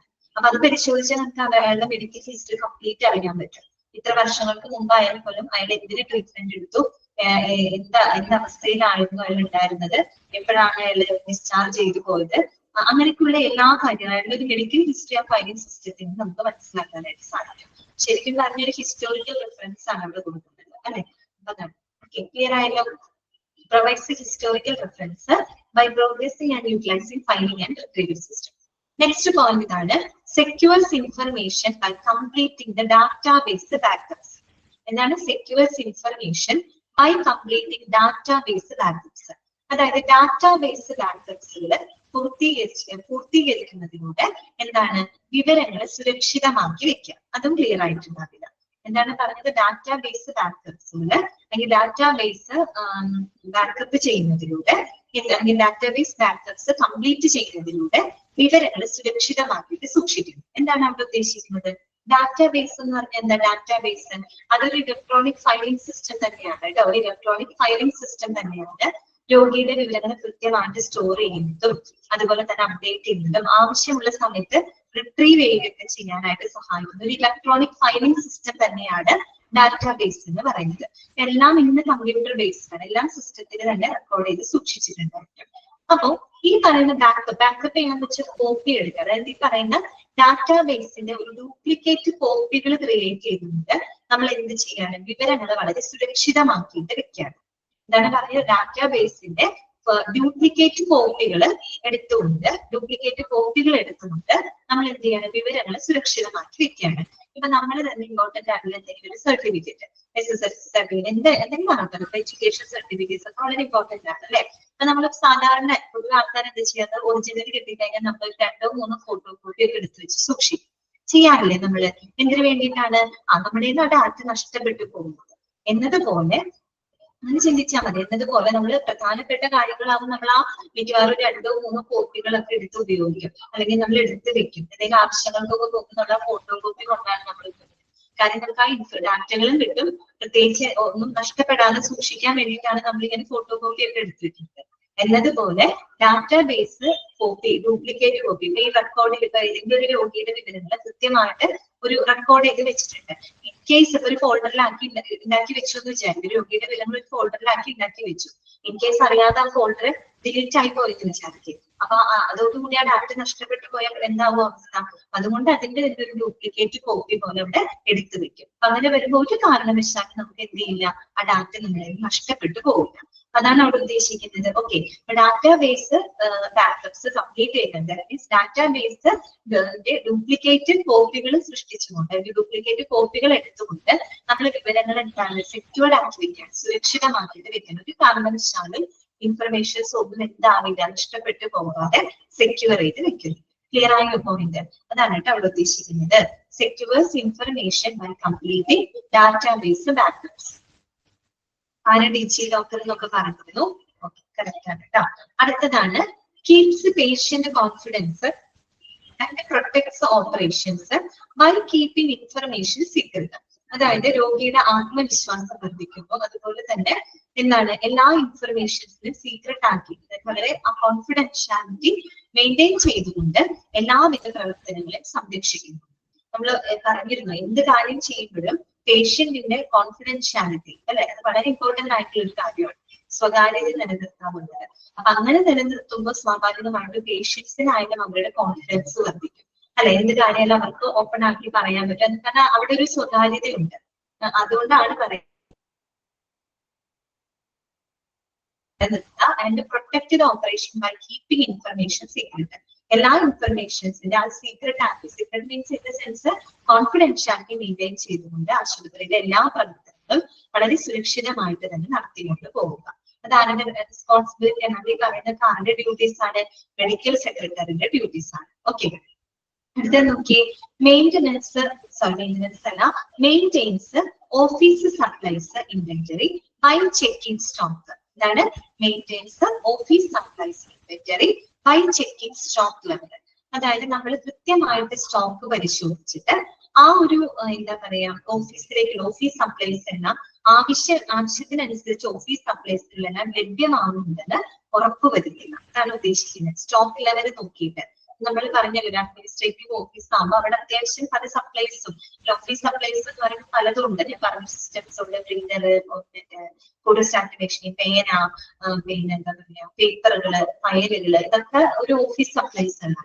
അപ്പൊ കൃത്യമായിട്ട് ആ സ്റ്റോക്ക് പരിശോധിച്ചുകൊണ്ട് ആ ഒരു ഓഫീസിലേക്ക് ആവശ്യത്തിനനുസരിച്ചുള്ള സപ്ലൈസുകൾ ലഭ്യമാകുന്നുണ്ടെന്ന് ഉറപ്പുവരുത്തണം. ഓക്കെ, ഇതാണ് ഉദ്ദേശിക്കുന്നത് കേട്ടോ. Maintenance office supplies inventory by checking the stock level. തീരുന്നതിനനുസരിച്ചാണെങ്കിൽ നമുക്ക് അത് വീണ്ടും എന്ത് ചെയ്യേണ്ടി വരും? സ്റ്റോക്ക് ചെയ്യേണ്ടതായിട്ട് വരും, പ്രത്യേകിച്ച് ഓഫീസ് സപ്ലൈസ്. ഓക്കെ, കാര്യം ഇത് ഓഫീസിലേ വരുള്ളൂ. കാര്യം ഇപ്പോൾ അഡ്മിനിസ്ട്രേറ്റീവ് ഓഫീസർ പദവി വഹിക്കുന്ന ആളുകളെ പറ്റിയാണ് നമ്മൾ പഠിക്കുന്നത്. ഓക്കെ, രണ്ട് ക്ലിനിക്കൽ ജോബ്സ് അല്ല, നോൺ ക്ലിനിക്കൽ ആയിട്ട് അഡ്മിനിസ്ട്രേറ്റീവ് ജോബുകളെ പറ്റിയാണല്ലോ നമ്മൾ പറയുന്നത്. ഓക്കെ, അപ്പൊ അടുത്തതാണ് keeps office equipment operation by following operating instructions. അതായത് പ്രവർത്തന നിർദ്ദേശങ്ങൾ കൃത്യമായിട്ട് ഫോളോ ചെയ്തിട്ട് ഓഫീസിലെ എല്ലാ എക്യുപ്മെന്റ്സും പ്രവർത്തനക്ഷമമാക്കി സൂക്ഷിക്കുക. Okay, keeps office equipment operation by following operating instructions. Okay, ഈ പറയുന്ന എക്യുപ്മെന്റ്സുകളും കാര്യങ്ങളൊക്കെ ഉണ്ടാവും ഓഫീസിനകത്ത് അല്ലെ. അപ്പൊ ഓരോ എക്യുപ്മെന്റ്സ് ആണെങ്കിൽ അത് ഉപയോഗിക്കാനുള്ള ചില നിർദ്ദേശങ്ങൾ ഉണ്ടാവും, ഇങ്ങനെ ഓപ്പറേറ്റ് ചെയ്യണമെന്നുള്ള കുറെ നിർദ്ദേശങ്ങളുണ്ടാവും. ആ നിർദ്ദേശങ്ങൾക്ക് അനുസൃതമായിക്കൊണ്ട് ഓഫീസിനകത്ത് എല്ലാ എക്യുപ്മെന്റ്സുകളും പ്രവർത്തനക്ഷമമായിട്ട് സൂക്ഷിക്കുക എന്നുള്ളതും അദ്ദേഹത്തിന്റെ ഡ്യൂട്ടിയാണ്. പിന്നെന്താണ്? Maintains quality results by following and enforcing standards. Standards അല്ലെ, നിലവാരം അല്ലെ, ആ ഒരു മാനദണ്ഡങ്ങൾ കൃത്യമായിട്ട് ഫോളോ ചെയ്ത് കൃത്യമായിട്ട് നടപ്പിലാക്കിയിട്ട് ക്വാളിറ്റി മെയിൻറ്റെയിൻ ചെയ്യുക. നമ്മൾ പഠിച്ച ക്വാളിറ്റി അഷ്വറൻസ് ഒക്കെ നോക്കാൻ മതി അല്ലെ. അവിടെ എങ്ങനെയാണ് കൃത്യമായിട്ടുള്ള ചില സ്റ്റാൻഡേർഡ്സ് ഉണ്ട് അല്ലെ, ആ സ്റ്റാൻഡേർഡുകൾ ഫോളോ ചെയ്തും അത് എൻഫോഴ്സ് ചെയ്ത് അത് കൃത്യമായി നടപ്പിലാക്കിയിട്ടും ആ ഒരു ക്വാളിറ്റി മെയിൻറ്റെയിൻ ചെയ്യുക. ക്വാളിറ്റി എന്ന് പറയുമ്പോൾ അവർ കൊടുക്കുന്ന സർവീസിലായിക്കോട്ടെ, പേഷ്യന്റിന്റെ സേഫ്റ്റിയിലായിക്കോട്ടെ, എല്ലാത്തിലും സേവനമാണ് ഒരു സർവീസ് കൊടുക്കുന്ന സമയത്ത് ആ സർവീസിലെ നല്ല ക്വാളിറ്റി മെയിൻറ്റെയിൻ ചെയ്യാനായിട്ട് ശ്രമിക്കുക. ഓക്കെ, ക്ലിയർ ആയല്ലോ? അതാണ് maintains quality results by following and enforcing standards. അടുത്ത പോയിന്റ് ഇതാണ്, serves and protect the health care community by sticking professional standard. ഇതാണ് serves and protect the health care community by sticking professional standard. അതായത് ഒരു professional standard നിലനിർത്തിക്കൊണ്ട്, ഒരു professional standard നിലവാരം പുലർത്തിക്കൊണ്ട് എന്ത് ചെയ്യാം, ഹെൽത്ത് കെയർ കമ്മ്യൂണിറ്റിയിലെ സേവിക്കുകയും സംരക്ഷിക്കുകയും ചെയ്യാം. ആരാണ് ഹെൽത്ത് കെയർ കമ്മ്യൂണിറ്റി? അതായത് ആരോഗ്യ പരിപാലന സമൂഹം. ആരാണ് ആരോഗ്യ പരിപാലനം കൊടുക്കുന്ന ആൾക്കാർ? ആരാണ്? ആശുപത്രി തന്നെയാണ് അല്ലെ. ഹോസ്പിറ്റലും അവിടുത്തെ ഡോക്ടർമാര്, നഴ്സുമാര്, അവരൊക്കെയാണ് ഇത് ഹെൽത്ത് കെയർ കമ്മ്യൂണിറ്റിയിലെ രോഗികൾക്ക് ആരോഗ്യ പരിചരണം കൊടുക്കുന്ന, ആരോഗ്യ പരിപാലനം നൽകുന്ന ആളുകളാണ്. ഒരു കമ്മ്യൂണിറ്റിയാണ് ഹോസ്പിറ്റൽ എന്ന് പറയുന്നതും അവിടുത്തെ ജീവനക്കാർ. അപ്പൊ ഇവിടെ പറയുന്നത് ഒരു പ്രൊഫഷണൽ സ്റ്റാൻഡേർഡ് നിലനിർത്തിക്കൊണ്ട്, ഒരു പ്രൊഫഷണൽ സ്റ്റാൻഡേർഡ് ഗവൺമെന്റ് ഉദ്ദേശിക്കുന്ന ചെയ്യുന്ന കാര്യത്തിൽ ഒരു പ്രൊഫഷണാലിസം കൊണ്ടുവരിക. സേവനമായിക്കോട്ടെ, എന്ത് കാര്യത്തിൽ ഒരു പ്രൊഫഷണാലിസം കൊണ്ടുവരുമ്പോ അത്രയും സിസ്റ്റമാറ്റിക് ആയിട്ട് നമ്മൾ ചെയ്യുമ്പോൾ അതിന്റെ ഒരു പ്രൊഫഷണൽ ലുക്ക് വരികയാണ്. അപ്പൊ അത്തരത്തിലൊരു പ്രൊഫഷണൽ സ്റ്റാൻഡേർഡ് നിലനിർത്തിക്കൊണ്ട് ഹെൽത്ത് കെയർ കമ്മ്യൂണിറ്റിയെ സേവിക്കുകയും സംരക്ഷിക്കുകയും ചെയ്യുക. ഓക്കെ, അതായത് ആശുപത്രിയും തിരിച്ച് സംരക്ഷിക്കുന്നത്. മനസ്സിലായോ? ഏറ്റവും നല്ല സേവനം ഇവര് കൊടുക്കുക, ഒരു പ്രൊഫഷണൽ സ്റ്റാൻഡേർഡോട് കൂടി പ്രൊവൈഡ് ചെയ്യുക. അതിലൂടെ ഈ ആ ഹോസ്പിറ്റൽ ആയിക്കോട്ടെ, അവിടുത്തെ സ്റ്റാഫുകൾ ആയിക്കോട്ടെ, അവരുടെ ഒരു റെപ്യൂട്ടേഷൻ നിലനിർത്തുക, അല്ലെ, അവരെ പ്രൊട്ടക്ട് ചെയ്യുക, അവരെ സെർവ് ചെയ്യുക. ഓക്കെ, അടുത്ത പോയിന്റ് ഇതാണ്, updates job knowledge by participating in educational opportunities like reading professional publications. എന്താണ് പറയുന്നത്? ഈ പ്രൊഫഷണൽ പ്രസിദ്ധീകരണങ്ങളൊക്കെ വായിച്ചുകൊണ്ട് ജോബ് നോളജ്, അല്ലെ, നമ്മുടെ ജോലിയിലുള്ള ഒരു അറിവ് അത് നല്ല രീതിയിൽ അപ്ഡേറ്റ് ചെയ്യുക, നല്ല രീതിയിൽ ഉയർത്തി. മെഡിക്കൽ സെക്രട്ടറി ആണ്, അപ്പൊ അദ്ദേഹം നല്ല നല്ല പ്രൊഫഷണൽ പബ്ലിക്കേഷൻസ് കൃത്യമായിട്ട് മനസ്സിലാക്കി അത് നല്ലപോലെ എക്സ്പ്ലോയിറ്റ് ചെയ്തുകൊണ്ട് അവരുടെ ജോബ്, അല്ലെ, അവരുടെ ജോലിയിലുള്ള ഒരു അറിവ്, നോളജ് അത് നല്ല രീതിയിൽ അപ്ഡേറ്റ് ചെയ്ത് സൂക്ഷിക്കണം. പിന്നെന്താണ്? Keeps medical records, technical library and correspondence files. അതോടൊപ്പം തന്നെ മെഡിക്കൽ റെക്കോർഡ്സുകൾ കൃത്യമായിട്ട് സൂക്ഷിക്കുക. ടെക്നിക്കൽ ലൈബ്രറി, ഒരു ഹോസ്പിറ്റലിന്റെ ടെക്നിക്കൽ ലൈബ്രറി എന്ന് പറഞ്ഞാൽ എന്തായിരിക്കും? ഇപ്പൊ ഒരു ഹോസ്പിറ്റലിൽ ഉപയോഗിക്കുന്ന എക്യുപ്മെന്റ്സിന് യൂസർ മാനുവൽസ് ആവാം, അല്ലെ, ടെക്നിക്കൽ ആയിട്ട് ഉപയോഗിക്കുന്ന എക്യുപ്മെന്റ്സുകൾ ഉണ്ട്, ധാരാളം എക്യുപ്മെന്റ്സുകൾ ഉണ്ട്. അപ്പൊ അത്തരം എക്യുപ്മെന്റ്സിന്റെ യൂസർ മാനുവൽസ്, ഇൻസ്ട്രക്ഷൻസ്, അതുപോലെ തന്നെ ഇപ്പൊ ജീവനക്കാർക്ക് നമ്മൾ കൊടുക്കുന്ന, ടെക്നിക്കൽ ജീവനക്കാർക്കൊക്കെ കൊടുക്കുന്ന ട്രെയിനിങ് റെക്കോർഡ്സുകൾ, അവർക്ക് കൊടുക്കുന്ന പരിശീലന റെക്കോർഡുകൾ, അതൊക്കെ ഉൾപ്പെടുന്നതാണ് ടെക്നിക്കൽ ലൈബ്രറി കൊണ്ട് ഉദ്ദേശിക്കുന്നത്. മനസ്സിലായോ? ടെക്നിക്കൽ ലൈബ്രറി എന്ന് പറയുമ്പോൾ ടെക്നിക്കൽ സൈഡാണ്. എന്നുവെച്ചാൽ അവിടെ ഉപയോഗിക്കുന്ന ഇൻസ്ട്രുമെന്റുകൾ ഉണ്ട്, അപ്പൊ അതിന്റെ യൂസർ മാനുവൽ, ഇൻസ്ട്രക്ഷൻസ്, അതുപോലെ ടെക്നിക്കൽ സ്റ്റാഫുകൾക്ക് നമ്മൾ കൊടുക്കുന്ന പരിശീലനത്തിന്റെ റെക്കോർഡുകൾ, അതൊക്കെ ഉണ്ടാവില്ലേ? Technical library and correspondence file. Correspondence എന്താണെന്ന് ഞാൻ പറഞ്ഞു. It is the record of communication. Communication ഇടപാടുകളുടെ റെക്കോർഡുകളാണ്. ലെറ്റേഴ്സ് വഴി, ഫാക്സ് വഴി, മെയിൽ വഴി, അങ്ങനെയൊക്കെ നമ്മൾ കമ്മ്യൂണിക്കേറ്റ് ചെയ്ത് ഈ പേഷ്യൻസിന്റെ ഫീഡ്ബാക്സ് ഒക്കെ കിട്ടുന്നുണ്ട്, അല്ലെ. അപ്പൊ ഫീഡ്ബാക്സ് ഒക്കെ അതൊക്കെ ഒരു കമ്മ്യൂണിക്കേറ്റീവ് മെത്തേഡുകളാണ്. അത്തരത്തിലുള്ള ഫയലുകളൊക്കെ കൃത്യമായിട്ട് ഹാൻഡിൽ ചെയ്യാം. ഓക്കെ, അതൊക്കെയാണ് ഉദ്ദേശിക്കുന്നത് കേട്ടോ. Keeps medical records, technical library, അതുപോലെ തന്നെ കറസ്പോണ്ടൻസ് ഫയലുകളൊക്കെ കൃത്യമായിട്ട് സൂക്ഷിക്കുക. ഓക്കെ, അടുത്ത ലാസ്റ്റ് ഫൈനൽ പോയിന്റ് ഇതാണ്, perform different clerical and administrative functions under the supervision of physicians. അതായത് ഒരു ഫിസിഷ്യന്റെ സൂപ്പർവിഷൻ, അദ്ദേഹത്തിന്റെ ഒരു ഗൈഡൻസിന് ഈ പറയുന്ന എന്താ പറയാ അഡ്മിനിസ്ട്രേറ്റീവ് ക്ലറിക്കൽ ഫംഗ്ഷനുകളൊക്കെ ചെയ്യാം, പെർഫോം ചെയ്യാം. അതും ആരുടെ ഡ്യൂട്ടിയാണ്? മെഡിക്കൽ സെക്രട്ടറിയുടെ ഡ്യൂട്ടിയാണ്. കുറച്ച് ബുദ്ധിമുട്ടുള്ള പോയിന്റുകളാണ് മനസ്സിലാക്കുന്നത്. ക്ലിയർ ആയി ഒന്ന് നോക്കുക. ഞാൻ ഈ പറഞ്ഞ പോയിന്റുകളൊക്കെയാണോ നിങ്ങൾക്ക്? ഒന്നുമില്ല, നമ്മുടെ മെഡിക്കൽ സെക്രട്ടറി എന്ന് പറയുമ്പോൾ ഒരു കൂടുതൽ അവിടെ ആർക്കാണ് തിരിയുന്ന കൊടുക്കുന്നത്? ഒരു ഫിസിഷ്യൻ ആണ് തിരിയുന്നത്, അല്ലെ. അപ്പൊ ശരിക്കും പറഞ്ഞാല് ഫിസിഷ്യൻസിന് വേണ്ടി പ്രവർത്തിക്കുക. അതുപോലെ ഈ പറയുന്ന രോഗികൾക്കും സന്ദർശകർക്കാണെങ്കിൽ അവരുടെ അപ്പോയിന്റ്മെന്റുകൾ ഷെഡ്യൂൾ ചെയ്യാനായിട്ട് അവർ ഹെൽപ്പ് ചെയ്യുക, അപ്പോയിന്റ്മെന്റുകൾ കൃത്യമായിട്ട് അവരെ അറിയിക്കുക, അങ്ങനെയുള്ള ജോലി ചെയ്യുക. അതുപോലെ ദൈനംദിന കാര്യങ്ങളിൽ ഫിസിഷ്യനെ എപ്പോഴും സഹായിക്കുക. പിന്നെ രോഗിയുമായിട്ട് ബന്ധപ്പെട്ട എല്ലാ വിവരങ്ങളും, അല്ലെ, ഇൻഫർമേഷൻസും കൃത്യമായിട്ട് കളക്ട് ചെയ്ത് റെക്കോർഡ് ചെയ്ത് സൂക്ഷിക്കുക. പിന്നെ നമ്മൾ പറഞ്ഞു ഒരു കലണ്ടേഴ്സ് മെയിൻറ്റെയിൻ ചെയ്തുകൊണ്ട് ആയിട്ട് ഫിസിഷ്യന്റെ പ്രൊഡക്ടിവിറ്റി എന്താ പറയുക ഉറപ്പാക്കുക. അവരുടെ ടൈം അവരുടെ സേവനമൊക്കെ ഫലവത്തായിട്ടുള്ള രീതിയിൽ ലഭ്യമാക്കാൻ അവരുടെ അപ്പോയിന്റ്മെന്റ്സ് അവരുടെ ഷെഡ്യൂളുകൾക്ക് നല്ല രീതിയിൽ കൈകാര്യം ചെയ്ത് കോർഡിനേറ്റ് ചെയ്ത് അതുപോലെ ഡോക്ടേഴ്സിന്റെ ആ ഒരു കുറിപ്പുകളൊക്കെ കൃത്യമായിട്ട് മനസ്സിലാക്കി ഈ പറയുന്ന മെഡിക്കൽ റിപ്പോർട്ടും മെഡിക്കൽ സമ്മറികളൊക്കെ ക്രിയേറ്റ് ചെയ്തിട്ട് രോഗികൾക്ക് അവരുടെ വിവരങ്ങളും അവർക്കായിട്ട് നിശ്ചയിച്ചിട്ടുള്ള മെഡിക്കൽ നടപടിക്രമങ്ങളൊക്കെ അവരറിയിക്കുക. അതുപോലെ തന്നെ ഈ ഫയലിംഗ് റിട്രീവൽ സിസ്റ്റത്തിലൂടെ ഒരു ഹിസ്റ്റോറിക്കൽ റെഫറൻസ് കൊടുക്കുക. രോഗിക്ക് ഒരു മെഡിക്കൽ ഹിസ്റ്റോറിക്കൽ റെഫറൻസ് കൊടുക്കുക. പിന്നെ നമ്മൾ പറഞ്ഞു ഡാറ്റാബേസ് ഡ്യൂപ്ലിക്കേറ്റ് കോപ്പികൾ സൃഷ്ടിച്ചുകൊണ്ട് ഇൻഫർമേഷൻസ് സുരക്ഷിതമാക്കി വെക്കുക. പിന്നെ എപ്പോഴും ഒരു പേഷ്യന്റിന്റെ ഇൻഫർമേഷൻ നല്ല രീതിയിൽ ഒരു കോൺഫിഡൻഷ്യാലിറ്റി മെയിൻറ്റെയിൻ ചെയ്ത് നടത്തുക. പിന്നെ ആവശ്യമുള്ള ഓഫീസ് സപ്ലൈസുകളെല്ലാം ലഭ്യമാകുന്നുണ്ടോ എന്ന് ഉറപ്പുവരുത്തുക. പിന്നെ അവിടുത്തെ ഓഫീസ് എക്യുപ്മെന്റ്സുകളെല്ലാം കാര്യക്ഷമമായിട്ട് കാര്യക്ഷമം വെച്ച് പ്രവർത്തനക്ഷമമാണെന്ന് ഉറപ്പുവരുത്തുക. പിന്നെ എല്ലാ സ്റ്റാൻഡേർഡ്സുകളും കൃത്യമായിട്ട് ഫോളോ ചെയ്തുകൊണ്ട് ക്വാളിറ്റി മെയിൻറ്റെയിൻ ചെയ്യുക. പിന്നെ ഒരു പ്രൊഫഷണൽ സ്റ്റാൻഡേർഡ് നിലനിർത്തിക്കൊണ്ട് ഹെൽത്ത് കെയർ കമ്മ്യൂണിറ്റിനെ സെർവ് ചെയ്യുക. അതുപോലെ പ്രൊഫഷണൽ പബ്ലിക്കേഷൻസ് വായിച്ചുകൊണ്ട് ജോബ് നോളജ് അപ്ഡേറ്റ് ചെയ്യുക.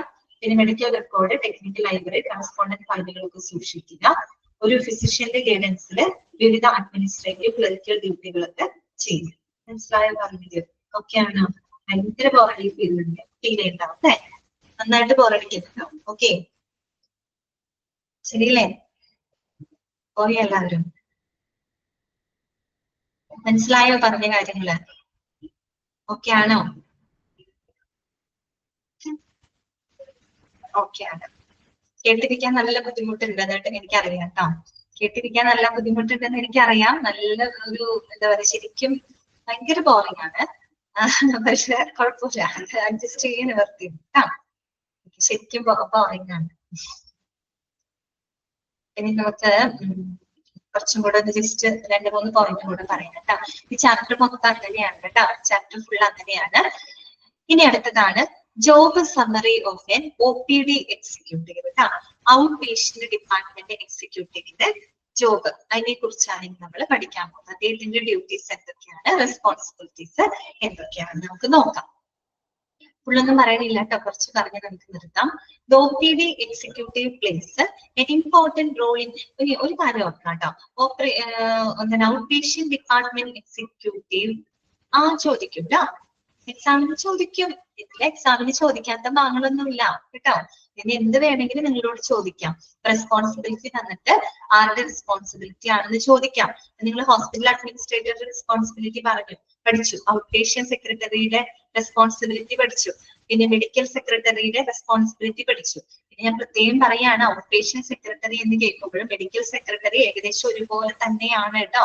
അവരുടെ വർക്കുകളും ഡ്യൂട്ടീസ് ഒക്കെ തമ്മിൽ ചെറിയൊരു ചെറുതല്ല, നല്ല സിമിലാരിറ്റീസ് ഉണ്ട്.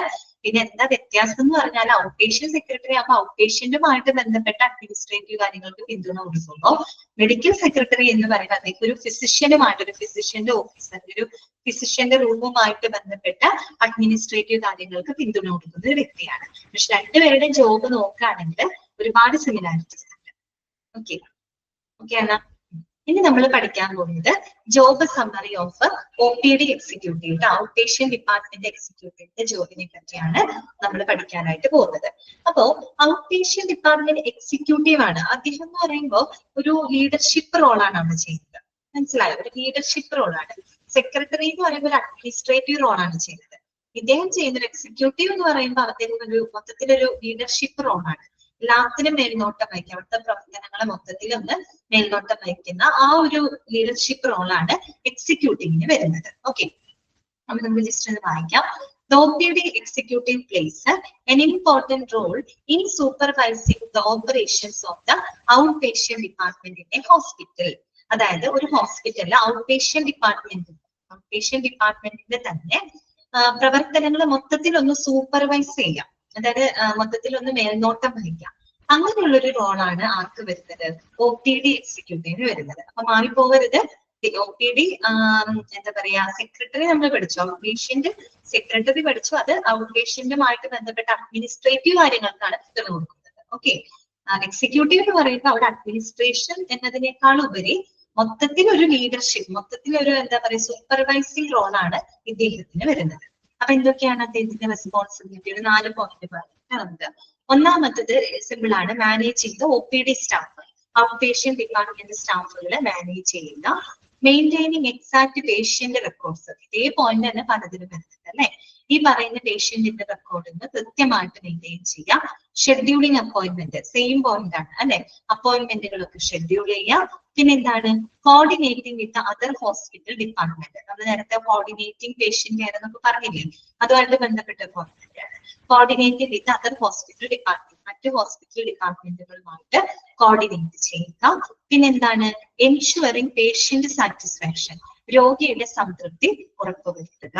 ഓക്കെ, ഇത്രയും മതി. ഓക്കെ, ഇത് കഴിഞ്ഞാൽ നമുക്ക് പഠിക്കാനുള്ളത് പേഷ്യന്റ് കൗൺസിലറെ പറ്റി പഠിക്കാനുണ്ട്. അത് കഴിഞ്ഞ് കഴിഞ്ഞാൽ പിന്നെ നമ്മൾ ഈ പഠിച്ച നോൺ ക്ലിനിക്കൽ ജോബുകൾക്കൊക്കെ ആവശ്യമായിട്ടുള്ള ബേസിക് സ്കില്ലുകൾ എന്തൊക്കെയാണെന്ന് പഠിച്ചു കഴിഞ്ഞാൽ ഈ ചാപ്റ്റർ തീരും കേട്ടോ. ഓക്കെ, കുറച്ച് ബോറിംഗ് ആണ് കേട്ടോ. ശരി, നമുക്ക് ഇന്നത്തെ ക്ലാസ് വൈൻഡപ്പ് ചെയ്യാം. ഞാനൊന്ന് അൺമ്യൂട്ട് ചെയ്യുന്നുണ്ട്. ഇത് പഠിച്ചു പോയിന്റിൽ എന്തെങ്കിലും നിങ്ങൾക്ക് ഡൗട്ട് ഉണ്ടെങ്കിൽ ചോദിച്ചോട്ടാ. അൺമ്യൂട്ട് ചെയ്തിട്ടുണ്ട്. ഉറക്കം വരുന്നില്ലല്ലേ? പറഞ്ഞില്ല, ഉറക്കം വരുന്നില്ല. സെക്കൻഡ് പോയിന്റ് മനസ്സിലായില്ല. ഏതിന്റെയാണെന്ന് പറയാമോ? സെക്കൻഡ് പോയിന്റ് എന്ന് പറഞ്ഞു, ഏതിന്റെയാണെന്ന് പറയൂ. ഔട്ട് പേഷ്യന്റ് സെക്രട്ടറിയുടെ ആണോ അതോ മെഡിക്കൽ സെക്രട്ടറിയുടെ ആണോ? ഏതാണ് അതൊന്ന് പറയൂ. ഇപ്പൊ എടുത്തത് അല്ലെ? ഓക്കെ, ഇപ്പൊ എടുത്തതെന്ന് പറഞ്ഞു കഴിഞ്ഞാല് നമ്മൾ പറഞ്ഞത് ഏതായിരുന്നു? OPD എക്സിക്യൂട്ടീവിന്റെ സെക്കൻഡ് പോയിന്റ് അല്ലെ. അതെന്താണ്? മെയിൻറ്റെയിനിങ് എക്സാക്ട് പേഷ്യന്റ് റെക്കോർഡ്സ്, പേഷ്യന്റിന്റെ മെഡിക്കൽ റെക്കോർഡ്സ് ഉണ്ടല്ലോ, അത് കൃത്യമായിട്ട് മെയിൻറ്റെയിൻ ചെയ്യാം. പേഷ്യന്റിന്റെ മെഡിക്കൽ റെക്കോർഡുകൾ, ഇനി നിങ്ങൾക്ക് മെഡിക്കൽ റെക്കോർഡ്സ് എന്ന് പറഞ്ഞിട്ട് ഒരു ചാപ്റ്റർ പഠിക്കാനുണ്ട് കേട്ടോ. മെഡിക്കൽ റെക്കോർഡ്സുകൾ, അവരുടെ കംപ്ലീറ്റ് വിവരങ്ങൾ ആ റെക്കോർഡിനകത്ത് ഉണ്ടാവും. അത് ഓരോരോ പേഷ്യന്റിന്റെയും മെഡിക്കൽ റെക്കോർഡ്സുകൾ കൃത്യമായിട്ട് എന്ത് ചെയ്തിരിക്കണം? സൂക്ഷിച്ചിരിക്കണം.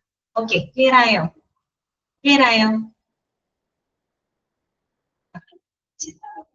എനിക്ക് തോന്നുന്നു മെഡിക്കൽ റെക്കോർഡ്സ് എന്ന് പറഞ്ഞിട്ട് ഒരു ചാപ്റ്റർ ഉണ്ട് നിങ്ങൾക്ക് പഠിക്കാൻ. അത് പഠിക്കുമ്പോൾ കുറച്ചും കൂടി മനസ്സിലാവും കേട്ടോ. ക്ലാസ് വൈൻഡപ്പ് ചെയ്യാം. നെക്സ്റ്റ് ക്ലാസ്സിൽ കാണാം. Okay, thank you.